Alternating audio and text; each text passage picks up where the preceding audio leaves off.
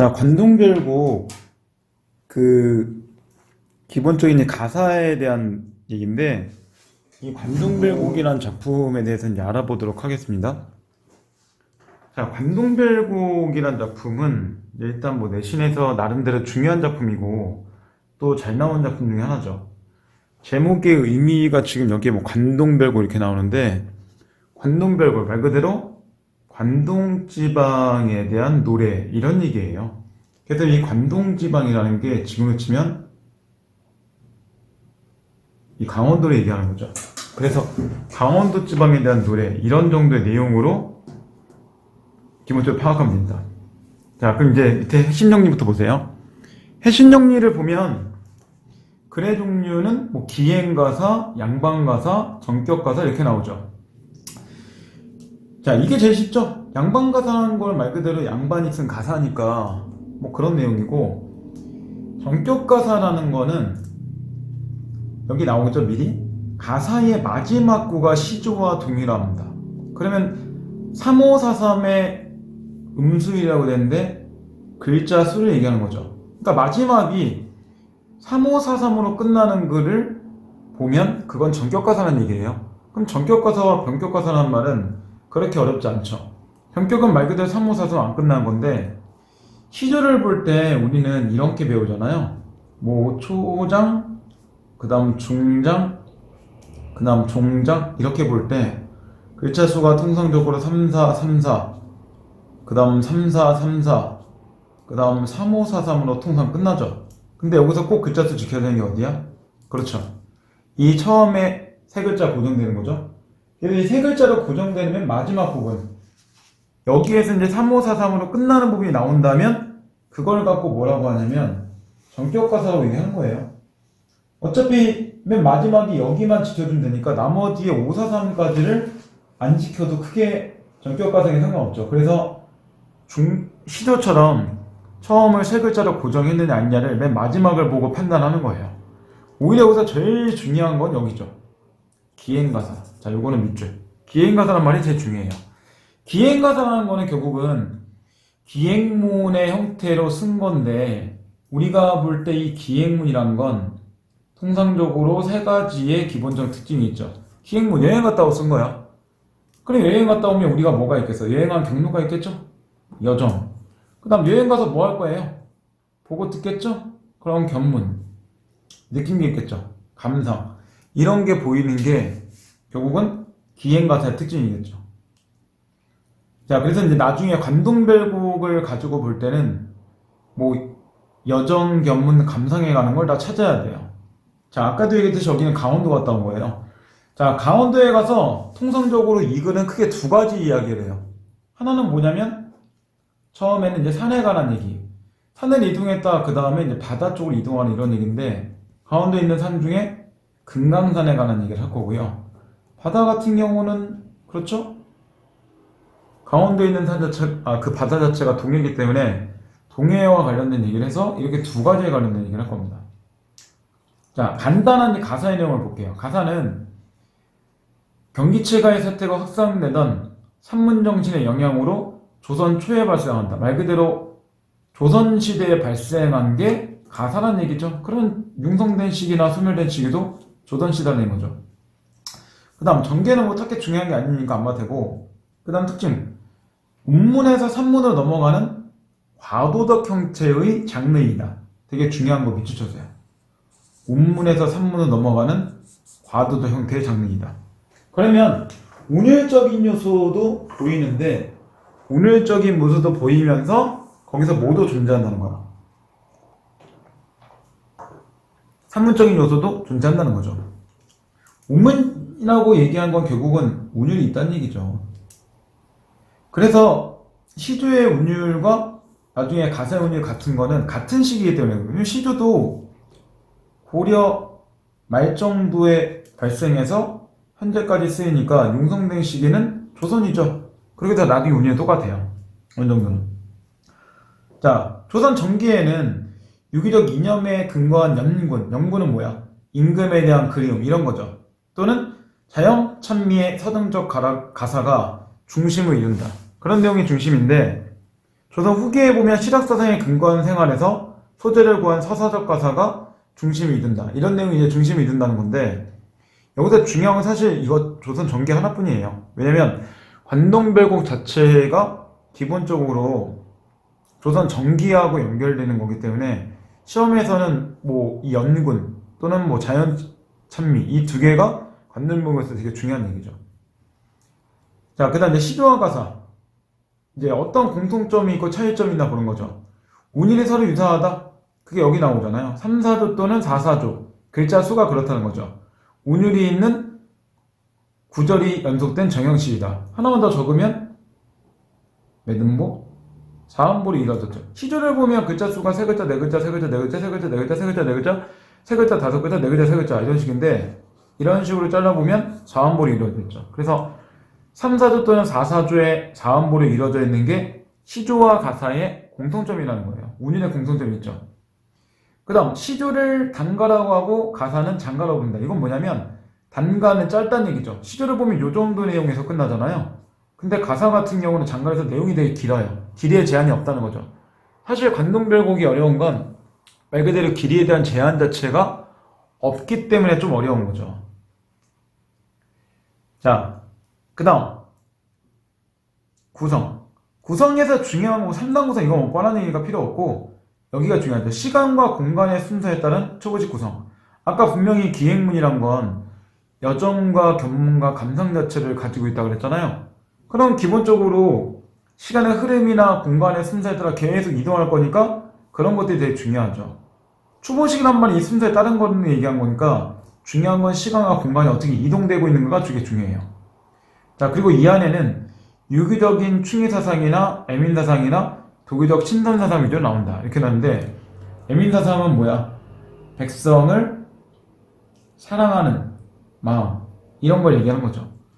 도기적 신선사상이 있는데 이건 사실은 뭐예요? 비현실이죠. 신선은 실제로 우리가 될 수 없으니까. 그래서 이제 이 도교 안에는 이런 게 나오죠. 신선 얘기 나오고 또 뭐 선녀 얘기 나오고 그 다음 또 뭐 옥황상제 얘기 나오고 그죠? 뭐 또는 뭐 용궁 나오고 아니면 다른 말로 하면 뭐 천상계 이런 거에 나오고 이런 게 전부 다 도교 사상을 연결해요. 기본적으로 나중에 이제 보겠지만 유기적 충의 사상은 주로 우리가 어디서 볼 거냐면 금강산에서 좀 많이 일어나요. 근데 도기적 신선 사상은 어디서 일어날 거면 동해 쪽에서 좀 많이 일어나요. 주로 이제 이렇게 두 가지 사상 자체가 기본이 될 겁니다. 애민정신은 뭐 나중에 찾아야겠죠. 자, 표현상의 특징. 산사주나 사사주의 사음보의 율결을 가지고 있다. 그 다음 대꾸나 생략이나 적절한 감탄사 사용하고 있다. 대꾸 이제 찾으면 되겠죠? 그 다음 작가의 정서 변화와 갈등을 함축적으로 표현한다. 그래 나중에 보면 갈등 이 산에 있을 때와 이 사람이 동해에 넘어갔을 때 나타난 갈등이 있어요. 그거를 찾는 게 우리가 할 일이겠죠. 자, 주제는 관동지방의 절경과 풍류라고 나오는데 그러면 관동지방의 절경을 어떻게 얘기하는지 그 다음 풍류를 뭘 얘기하는지 그러니까 관동지방의 모습과 그 아름다움에 관한 게 기본적 주제라는 건데 이건 너무 주제가 포괄적이니까 별로 의미가 없죠. 자, 특징에서 중요한 거 첫 번째는 패스, 안 중요하다는 얘기죠. 두 번째에서 우리가 잘 볼 건 뭐냐면 언어기교가 뛰어나다. 이번에 반드시 입죠. 중요한 얘기예요. 언어기교가 뛰어나다는 건 말 그대로 어떤 수사법 같은 경우를 상당히 뛰어나게 드러낸다는 거예요. 수사법 문제, 표현법을 얘기한 거죠. 그럼 뭐 우리가 알고 있는 은유, 직유 이런 식의 개념들을 상당히 잘 드러내는 게 이 관동별곡의 특징이에요. 그 다음 우리말의 아름다움을 높은 경지에 승화시켜 표현한 가사문학의 백미이다. 그러니까 결국은 가사문학 자체에서 우리말 사용을 썼다는 건 따로 기억할 게 실제로 이 내용을 보면 우리말보다는 한자어가 되게 많이 쓰여 있어요. 그래서 이거는 의도적으로 조금 파악을 해서 알아야 될 부분 중에 하나입니다. 알겠죠? 자, 그 다음 나머지 것들은 안 봐도 돼요. 이 기출문제 유형은 나중에 이제 필요하면 보는 부분이고 자, 그 다음 이제 실제 본문으로 들어갈게요.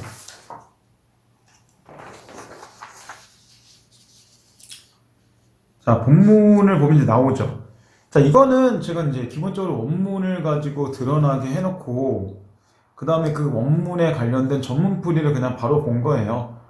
사실은 이 원문 자체가 지금 좀 불편한 것들이 있기 때문에, 이 전문풀이를 먼저 보는 게 좀 필요하죠. 그래서 여기서 내용 파악하고, 그 다음 나중에 필요한 내용을 여기서 지금 다시 한번 핵심 명령 형태로 정리한 게 이제 이 부분의 특징입니다. 자, 그래서 이제 볼게요. 자, 그냥 전문풀이 일단 보세요. 기본 내용 파악하는 게 중요한 거니까.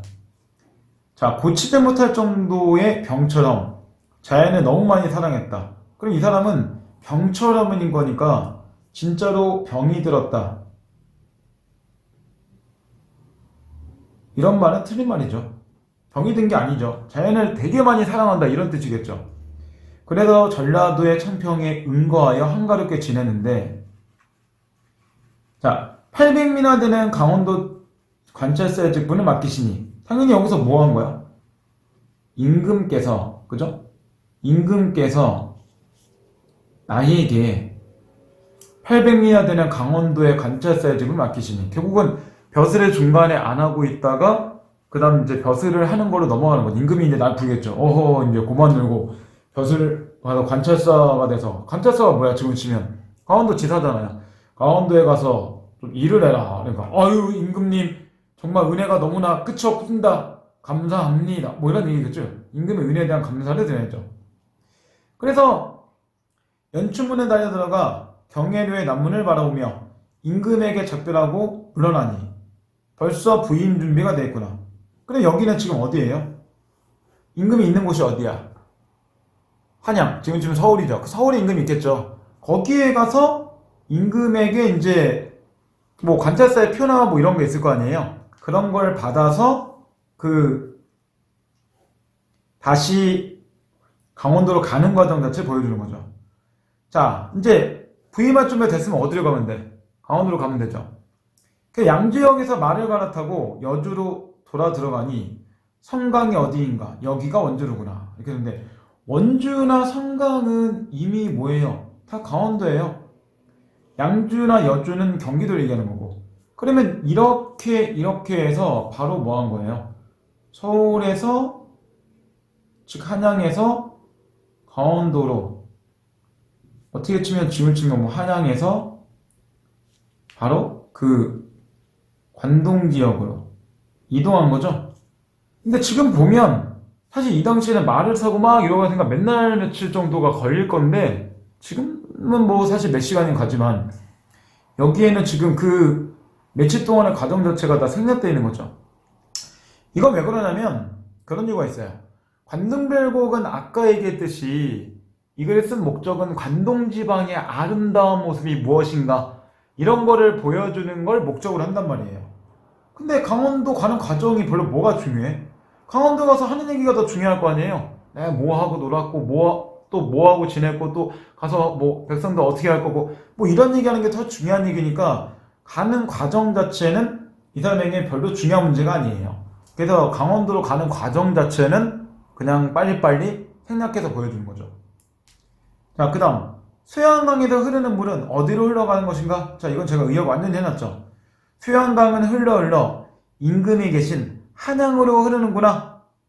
그러면 결국은 수양강이 흘러서 한양으로 흐르면 한양에 있는 누구? 임금이 보고 싶다는 거죠. 결국 이 문장의 의미는 임금에 대한 뭐 생각, 임금님 보고 싶어요, 또는 뭐 그리움, 뭐 이런 걸 드러내는 문장이겠죠. 자, 임금과 이별하고 한양을 떠난 외로운 신하는 나라 걱정의 흰머리만 늘어가구나. 그래, 흰머리가 늘어나는 이유는 뭐 때문이야? 나라 걱정 때문에 그런 거지, 이 사람이 늙어서 그런 게 아니란 얘기죠, 문맥적으로 볼 때. 자, 철원에서 밤을 겨우 지내고 북간정이라는 곳에 올라가니 임금이 계신 한양의 삼각산 제일 높은 봉우리가 왠지 보일 것만 같구나.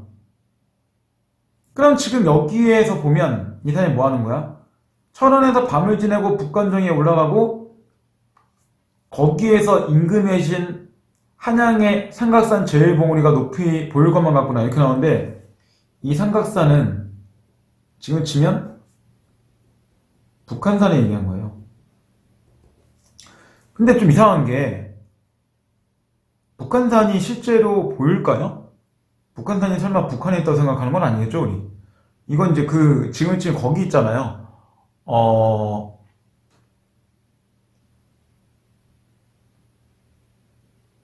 인사동. 그죠? 서울에 뭐 인사동, 경복궁 데 있잖아요. 그 경복궁 뒤에 있는 산이 삼각산이에요. 그러니까 임금이 계신 한양에 북한산 제일 높은 봉우리가 보일 것만 같고 날아오는데 실제로 강원도에서 북한산이 보일까요?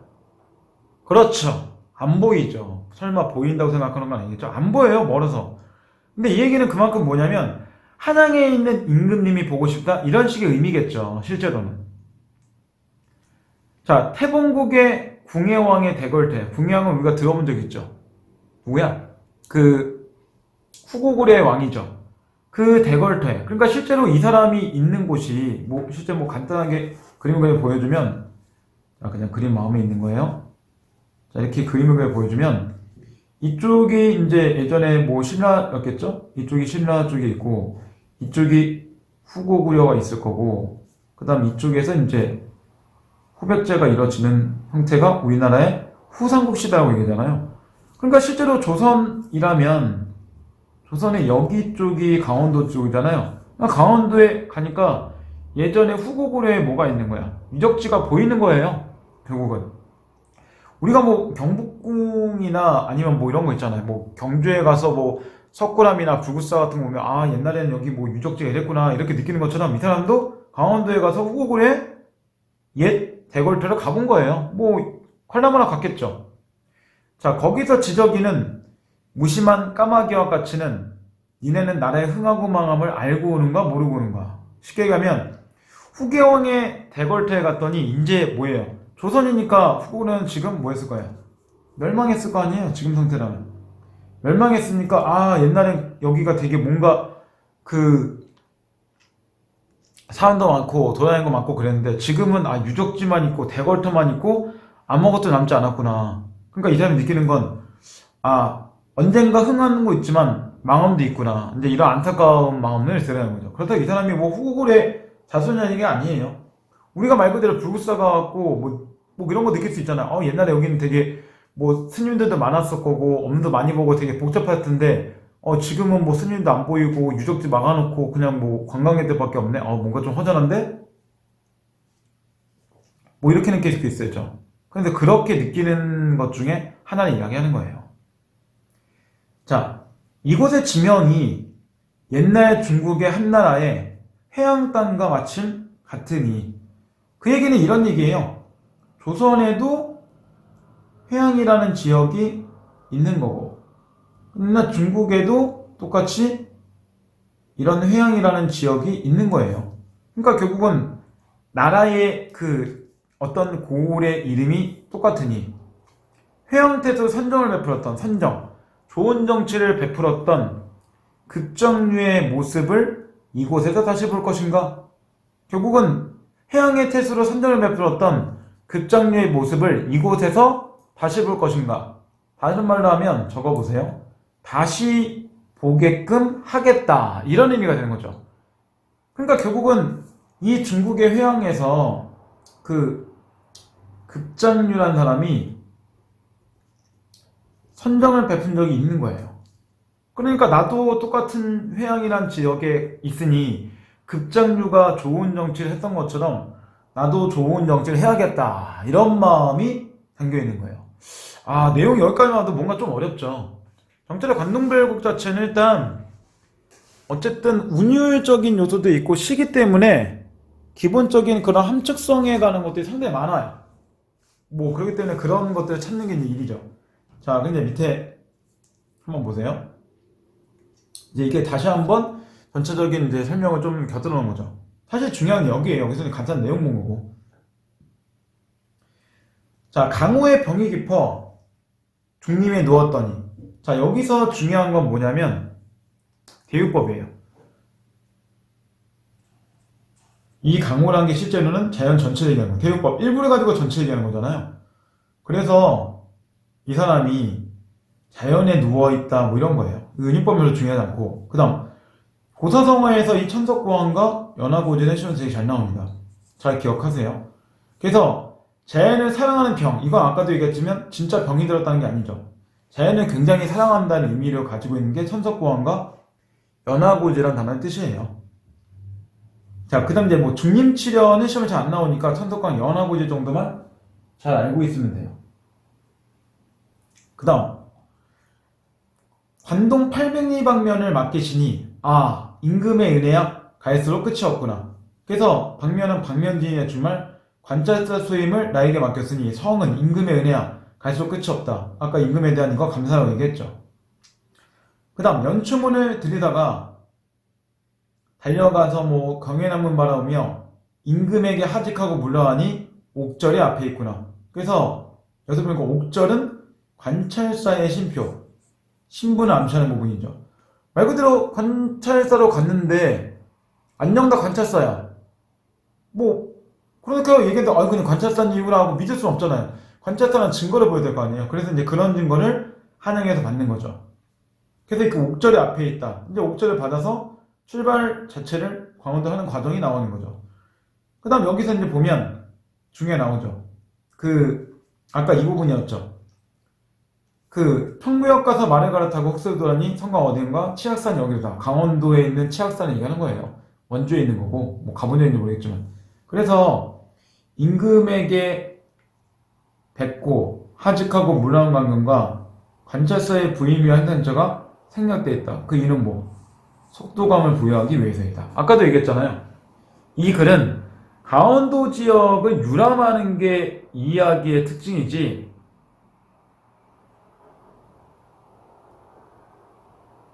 강원도 가는 과정을 별로 중요하지 않다 그랬죠.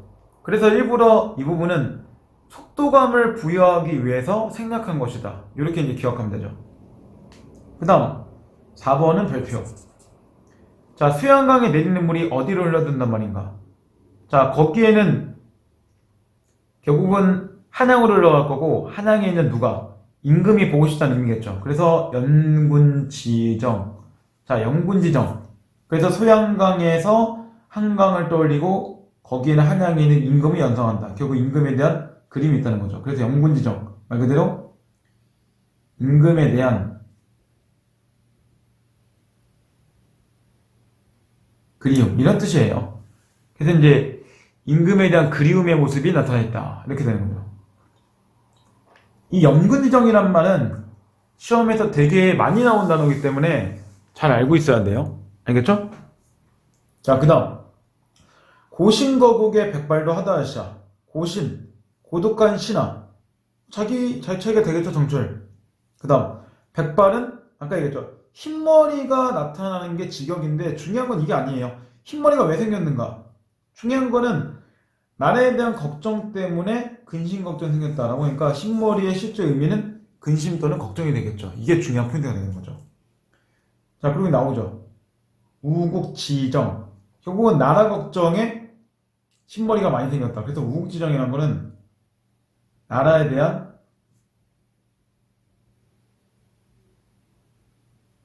걱정, 이런 걸 얘기하는 거예요. 그러면 우리가 이제 느낄 수 있는 건 뭐냐면 이 연군지정이라는 단어와 우국지정이라는 단어는 단어 자체의 대상이 완전 다르죠. 임금이냐 나라이냐. 그러니까 두 개의 단어의 뜻은 서로 다른 거예요. 같은 뜻을 갖고 있는 단어가 아닙니다. 자, 그 다음 동짓담을 겨우 세와. 그래서 동주는 넷 후곡을 도우비치. 뭐 이 정도 얘기하는 거죠. 그 다음 북한정에 올라가니 북한산 제일봉이 웬만하면 보일 것 같다. 그래서 여기서 중요한 거는 이제 나오죠. 북한산은 한양에 있고 결국은 강원도에서 한양에 있는 임금을 보고 싶다. 이런 의미 얘기한 거죠. 그래서 이 연군지정도 대표 여기 나오잖아요. 임금에 대한 그리움 뭐 이런 걸 얘기한 거죠. 왠지 그래서 딱 느낌이 우리 이런 느낌도 들잖아요. 와, 이게 아부가 좀 많은데 뭐 이런 느낌도 있을 수 있는데 뭐 이거는 어떻게 보면 그만큼 정철이 뭐 아부라는 느낌보다는 그만큼 임금에 대한 뭐 마음, 뭐 일종의 충성심 이런 것들이 조금 이제 강한 모습이라고 생각해 보면 돼요. 물론 의도적으로 이렇게 쓴 것도 있겠지만 어쨌든 이거는 뭐 정철 자체가 우리가 볼 때 뭐 관심매는 아니잖아요. 그런 역적 의미를 가진 사람은 아니기 때문에 그냥 아 진짜 임금이 뭐 그립구나 뭐 요 정도의 의미로 좀 파악하는 게 좋습니다. 그 다음 8번 궁예왕의 대걸터에 까마귀와 까치가 지적이니 너희들은 천하의 흥하고 망함을 아는가 모르는가 이렇게 나왔는데 여기에 보면 나오죠. 그 궁예왕의 대걸터에 오작이와 지적인데 천하의 흥하고 망함을 아는가 모르는가. 아까 궁예왕의 대걸터는 망했다 그랬잖아 다. 그럼 지금은 갖고 있는 게 아니죠. 그죠? 지금은 이 나라가 다 멸망된 상태잖아요. 여기서 이제 볼 수 있는 거는 나라의 몰락을 한탄한다. 이게 자기 나라의 몰락을 얘기하는 게 아니에요. 정철은 나중에 뭐 자기 나라의 몰락을 한탄하고 있다. 그럼 다 오답이죠. 정철은 조선시대 사람이고 이 궁예왕 호국을 오니까 서로 시대가 안 맞죠. 그래서 여기서는 그냥 어느 나라든지 뭐 망할 수 있구나 해서 그런 뭐 일반적인 나라에 대한 몰락을 얘기하는 거죠. 자기 나라의 몰락을 얘기하는 건 아니에요. 그래서 맥수리탄이라는 단어는 그 나라 멸망에 대한 한탄 이런 정도의 뜻이죠. 그 다음 인생무상은 인생에 대한 더더씀. 왜? 언젠가 이렇게 다 사라질 거 아니에요. 그래서 이 사람은 호구려의 옛 도읍터를 갔을 때 거기에서 이제 어떤 나라라는 것도 언젠가는 망할 수 있구나. 뭐 우리나라도 지금은 융성하지만 언젠가는 망할 수 있구나. 뭐 이런 걸 느끼는 거고 또 언젠가 모든 게 다 무너질 수 있구나. 이런 인생의 더더씀 이런 걸 느껴서 맥스리탄과 인생무상 이런 거를 느끼고 있는 거겠죠. 자, 그 다음 이제 2번에 보면 나오죠. 오작, 까마귀와 까치는 화자의 무상한 감정을 환기하는 역할을 하는 객관적 상관물. 결국은 객관적 상관물이란 거는 뭐였어요? 어떤 사물이나 뭐 아니면 뭐 동물이나 아니면 뭐 식물 이런 걸 통해서 그 화자의 감정을 설명하는 거죠. 그죠? 이런 게 기본적인 그 객관적 상관물이잖아요. 그러니까 결국은 까마귀와 까치 통해서 나의 무상 어떤 더더씀의 감정을 보여주고 있기 때문에 이제 오작은 이제 객관적 상관물이 이렇게 나오는 거죠. 이것도 뭐 시험에 잘 나오는 것 중에 하나예요. 그 다음 이제 9번 회양. 내 이름이 마침 같구나. 아까도 얘기했죠. 회양이란 지역은 강원도 지역의 이름이자 중국 고을의 이름이다. 그래서 아까 얘기했듯이 중국에도 회양이라는 곳이 있었고 조선에도 회양이라는 곳이 있었다고 그랬죠. 자, 급장류의 풍채를 다시 아니 볼 것인가. 결국은 급장류라는 거는 한나라 때 회양의 태수를 의미하는데 이 사람은 누워서 고을을 다스릴 정도로 뭐 쉽게 가면 그 아까 얘기했지만 선정을 베풀었던 사람이에요. 선정 많이 베푼 사람이죠. 그러면 그 모습을 다시 보겠다라는 얘기는 정철 자체가 아까도 얘기했듯이 자기가 급장류처럼 되게 좋은 정치를 많이 하겠다 이런 의미 얘기하는 거잖아요. 그래서 이 부분이 선정에 대한 다짐 이런 게 들어가는 부분이 되는 거예요. 그래서 이 부분도 되게 중요한 부분 중에 하나입니다. 알겠죠?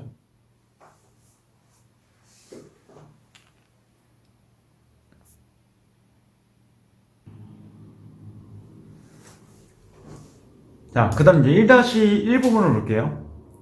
자, 1-1. 자, 이 부분은 이제부터 진짜로 강원도 지역에 대한 유람을 하는 부분입니다. 뭐 쉽지 않은 부분이에요.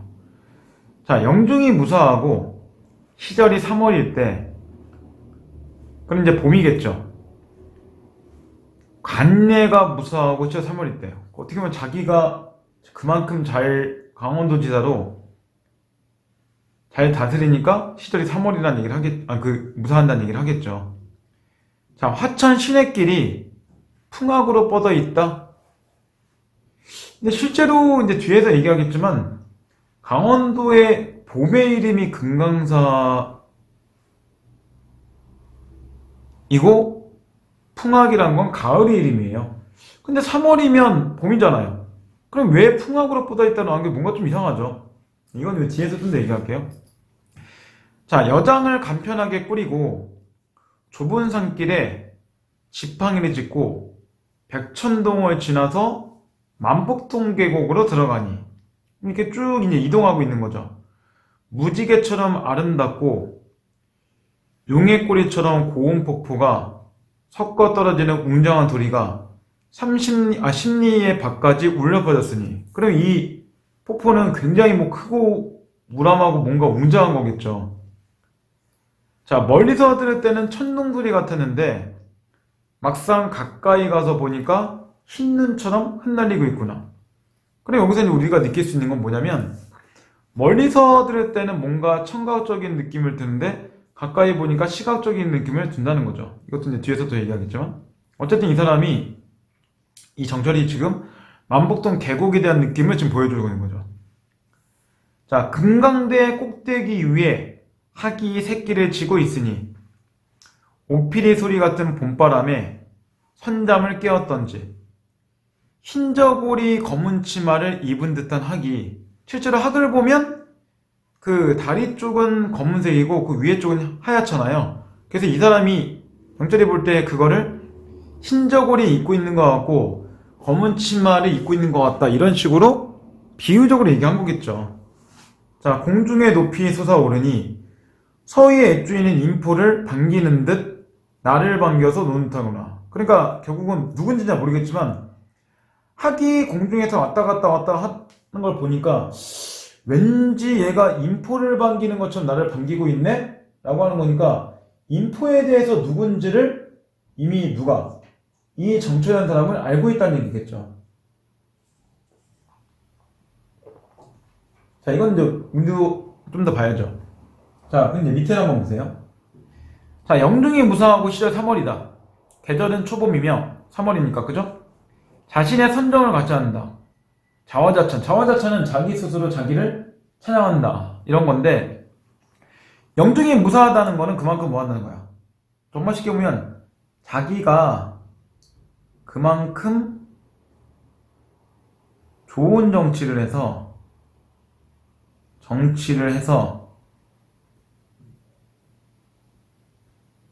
관내가 무사하다, 이런 의미잖아요. 그만큼 자기가 정치를 잘한다는 의미죠. 그래서 이거를 자기가 스스로 얘기하는 것 자체가 자기의 어떤 은근히 나 정치 좀 하고 있어, 이런 거를 좀 과시하기 위한 모습이라고 볼 수 있는 거죠. 자, 그 다음 화천 시내길이 풍악으로 뻗어 있다 라고 나오는데, 풍악은 문맥상으로 볼 땐 금강으로 바꿔야 된다. 여기 이렇게 제가 써놨죠. 실제로 금강산이 봄이고 복례산이 여름이고 풍악산이 가을이고 계곡산이 겨울이에요. 그러면 도대체 왜 여기서 가을 자체를 드러내는 걸 썼는가? 정확하게 보면 화천 시내길이 금강으로 뻗어 있다. 봄이니까 당연히 이렇게 쓴 게 맞잖아요.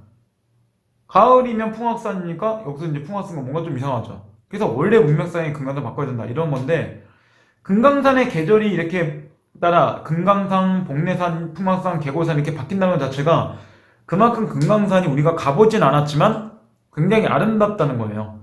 자, 옛날에 그런 노래도 있잖아요. 금강산 찾아가자, 원래? 저만 하는 건가? 12,000봉 볼수록 아름답고 신기하구나, 이런 노래도 있어요. 이제 엄마한테 옆에 계시 한번 물어보세요. 엄마 이런 노래 있어요? 했더니 뭐래? 이러면 이제 엄마 모른 척 하시는 거고요. 아실 겁니다. 자, 근데 이제 보면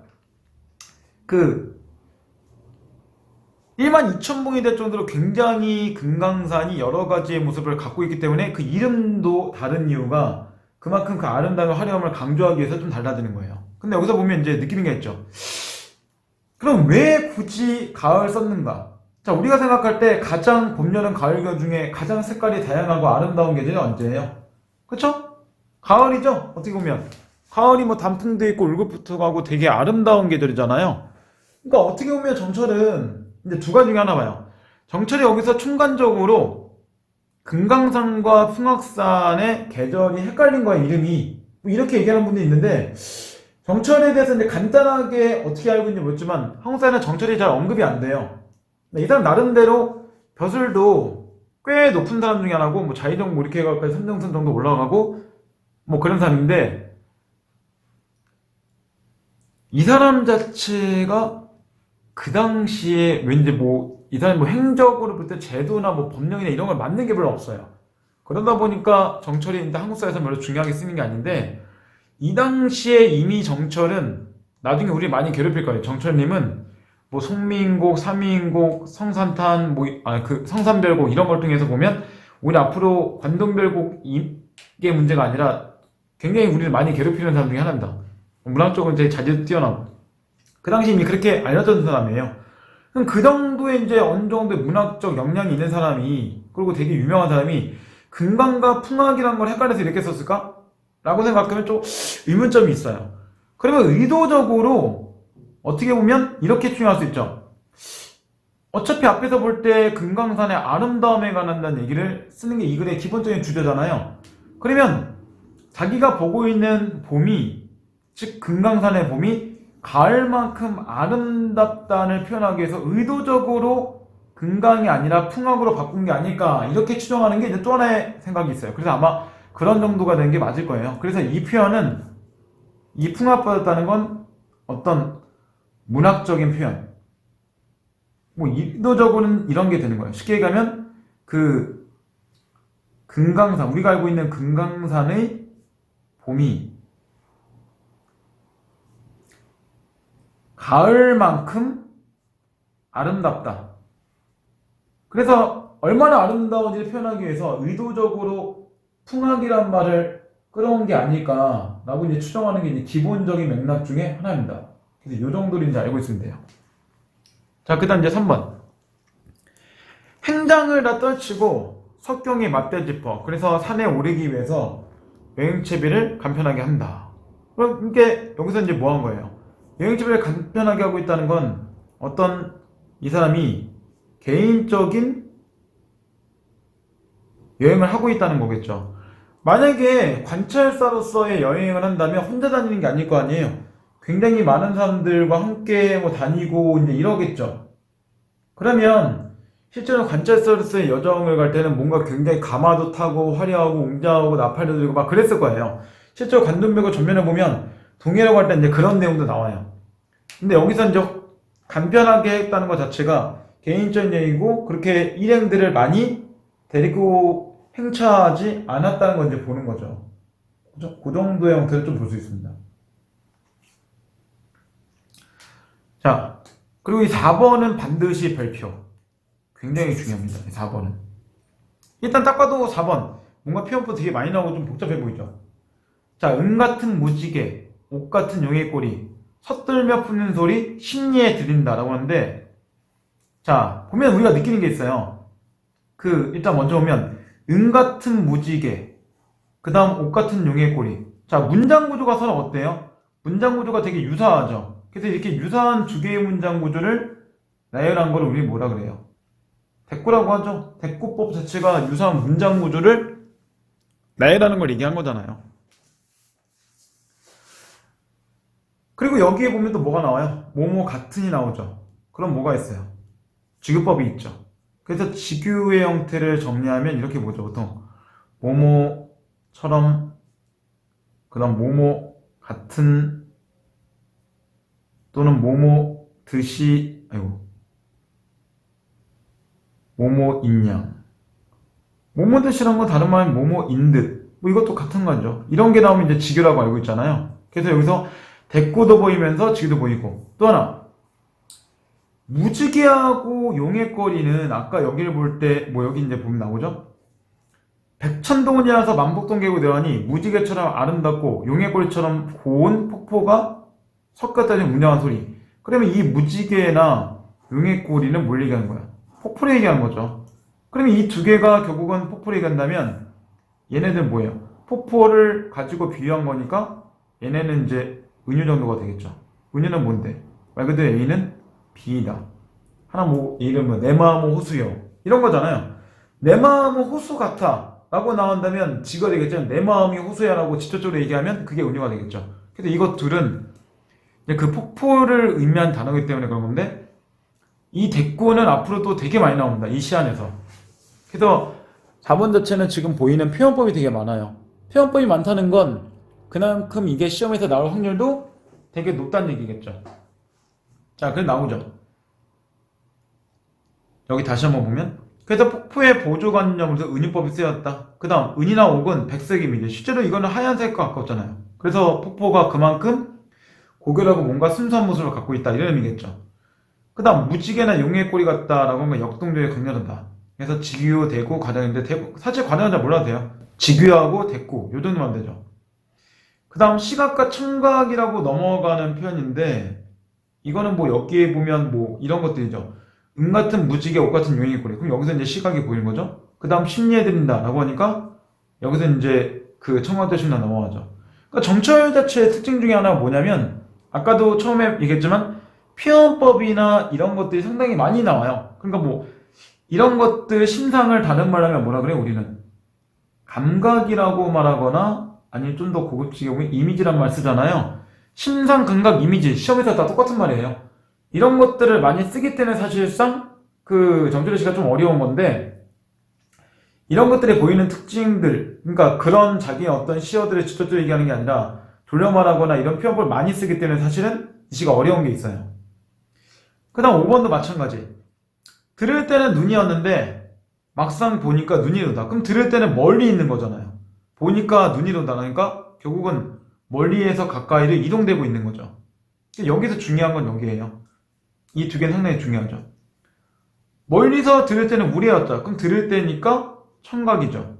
근데 막상 보니까 그러면 시각이죠. 그래서 들을 때는 원경, 그 다음 보니까 눈이 오다 근경. 그리고 원경에서 근경으로 이동되고 있다는 거죠. 그 얘기는 이 사람이 그만큼 뭐하고 있다는 거예요? 이동되고 있다는 얘기죠. 그 다음 6번. 금강대 맨 위에 선악이 새끼를 치니라고 했는데 선악이란 건 뭐냐면 신선의 합을 얘기하는 거예요. 결국은. 그래서 여기서 신선의 합 나오니까 도교적 신선사당을 드러내는 몸이 나오는 거죠. 근데 주로 우리는 금강산에서는 뭘 많이 드러내냐면 이 사람은 금강산 쪽에서는 주로 유교적인 어떤 충성심을 좀 많이 드러내요. 나중에 이제 뒤쪽으로 들어가서 그 금강산 넘어가는 동해에서는 그런 도교사상을 좀 많이 드러내고 아까도 얘기했듯이. 자, 그 다음 춘풍의 오피리의 첫점을 깨웠던지. 그래서 옥전성은 오피리 소리를 얘기하지만 실제로 그 의미는 춘풍이다. 춘풍은 뭔데? 봄바람을 얘기하는 거죠. 그러니까 이것도 지금 다 뭔가 비유적으로 얘기하는 거죠. 기본적으로. 자, 이렇게 이제 비유 한번 나오니까 한번 뭐 비유적인 게 뭐인지 한번 한 번 정도로 볼까요? 나중에 시험에서 중요한 거니까. 그럼 우리가 비유라는 거는 이렇게 정리할 수 있죠. 비유라는 거는 시험에서 볼 때 뭐 여기 유자 나온 거 다예요, 사실은. 직유. 그리고 아까 얘기했듯이 뭐 은유 이런 것도 유자 나오죠. 그러면 은유. 자, 그리고 또 뭐 있을까요? 그죠? 대유. 또 뭐 유자 들어간 거 뭐 있어? 그렇지. 화류. 이런 게 있겠죠. 이외에 또 뭐가 있냐면 의인. 이것까지가 딱 유자 들어간 거예요. 그러니까 여기서 이제 보면 이런 거 볼 수 있죠. 대유는 뭐 일부를 가지고 전체를 표현하는 거 이런 거 얘기한 거고 화류라는 거는 무생물을 생물처럼 표현하는 거죠. 그리고 이 의인은 많이 했죠. 사람이 아닌 거를 뭐 사람처럼 이렇게 표현하는 거죠. 그러니까 여기서 유자 들어가지 않는 유일한 하나는 의인 정도예요. 이 정도는 이제 상적으로 조금 기억을 해놓으세요. 알 필요가 있고. 자, 그 다음 이제 다음 쪽을 보세요. 자, 다음 쪽에 문제 8번에 보면 나오죠. 호위현상이 공중 위에 높이 뜨니 서희 애주인 반겨서 넘나도는 타구나 라고 나오는데, 자, 호위현상은 아까도 얘기했지만 흰 저고리와 검은 치마를 의미하고, 자, 원관념은 선악이다. 그러니까 실제로는 학을 가지고 학의 다리가 까맣고 학의 다리 위에 있는 몸통 자체가 하얘니까 그 호위현상이나 한자성으로 정리하는 거죠. 자, 한자성은 어쨌든 많이 나오니까 다 중요하니까 잘 기억해 놓으세요. 그죠? 자, 그래서 이게 과연 무슨 뜻이냐면 실제로는 이런 얘기예요. 자, 중국 송나라의 서우주인 인포란 사람이 매화를 부인을 삼고 학을 자신을 삼았다는 고사 내용이 있다. 이거를 정절히 미리 알고 있는 거죠. 그러면 우리가 볼 때 인포란 사람은 어떤 사람이야? 매화를 부인 삼고 학을 자신 삼았다는 거는 그만큼 자연 속에서 편안하게 즐긴 사람이죠. 그런 사람이에요. 그래서 이제 그 실제로 자기가 왠지 뭐 하는 거야. 이거 보면 학을 보니 문득 예전에 공부했던 그런 인포가 떠오르는 거고, 꼭 내가 학을 보니